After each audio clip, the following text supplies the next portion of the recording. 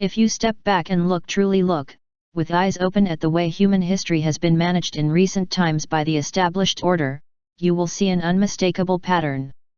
A certain perception has been pushed, selectively constructed from Darwin's The Origin of Species, the notion that the human race evolved up through the apes, in an unbroken, linear pattern of growth and adaptation, predicated on random genetic mutations.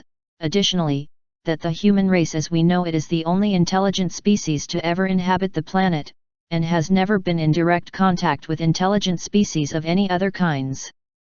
Testimonials and evidence from the past that don't contradict that perception of our history are commonly accepted as fact. Nobody seems to be challenging, for example, the notion that mastodons or dinosaurs once roamed the earth. Challenging the norm. But what about testimonials and evidence from the past that challenge this perception of our history? Say, for example, a native North American tribe claiming that their ancestors regularly dealt with giants. Stories of this nature are certainly considered to be true history by the people of the tribes themselves, but of course when they are talked about in our society, they are relegated to the status of legend, myth, or folklore. Let's look at an example from a New York Times article from 1902. This mainstream newspaper article speaks of the discovery of giant skeletons that could not have been less than 12 feet in length with aplomb. At that time, it seems, such events were not met with the rabid skepticism they are today. It is only after the authority swoops in to take possession of, and then hide or destroy physical evidence, such as the giant bones discovered above, that their narrative of skepticism and discrediting of native legends takes place. I would like to draw your attention to the fact that landowner Luciana Quintana expects to be able to find thousands of skeletons based on the historical information passed down from native tribes during early Spanish invasions that have detailed knowledge of the existence of a race of giants that inhabited the plains of what now is eastern New Mexico. The tone again reinforces that this information was accepted as history, not legend. Stories of giants are ubiquitous. Such histories are not the isolated imaginings of one Native American group either. This article alone details similar testimony from the Choctaw, Comanches, Navajo, Manta, and Paiutes. The point is that the tribes whose histories bring them back to the time when these giants were to have existed all give remarkably consistent testimony not only of their existence, but also of their appearance, customs, and behaviors. Why are we not open to view these claims as historical fact the way we do with the more uncontroversial data about the past we are provided with? For only one reason: the well-established discomfort of cognitive dissonance, a temporary mental anguish that comes from having the perception of reality we were born into threatened in our minds.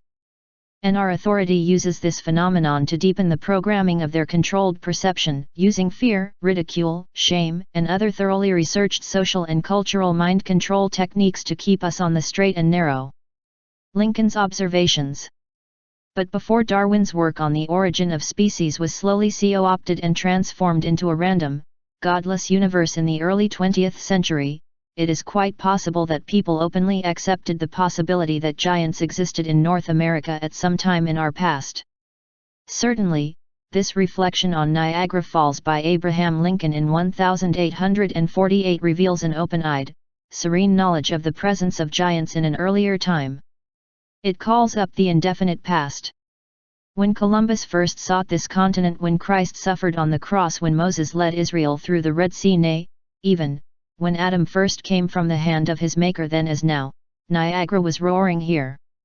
The eyes of that species of extinct giants, whose bones fill the mountains of America, have gazed on Niagara, as ours do now. Contemporary with the whole race of men, and older than the first man, Niagara is strong, and fresh today as 10,000 years ago. The mammoth and mastodon, now so long dead, that fragments of their monstrous bones alone testify that they ever lived, have gazed on Niagara. Likely Lincoln was familiar with the histories of many of the native tribes of his time. There is a recognition on Lincoln's part here that the existence of giants' bones, aplenty in burial mounds in America, is as well accepted as the existence in mammoths and mastodons. The reason that many people today do not believe in the giants of the past is the result of efforts to remove from public sight the physical evidence of giants, as part of the larger effort to remove the physical evidence of anything that does not fit the controlled perception of human history. And the reason they are trying so desperately to preserve this perception? Simply stated, and without getting into details that have been elaborated upon in some of my previous articles, this perception of our human history lends itself best to our being controlled and enslaved by our authority. Searching for evidence.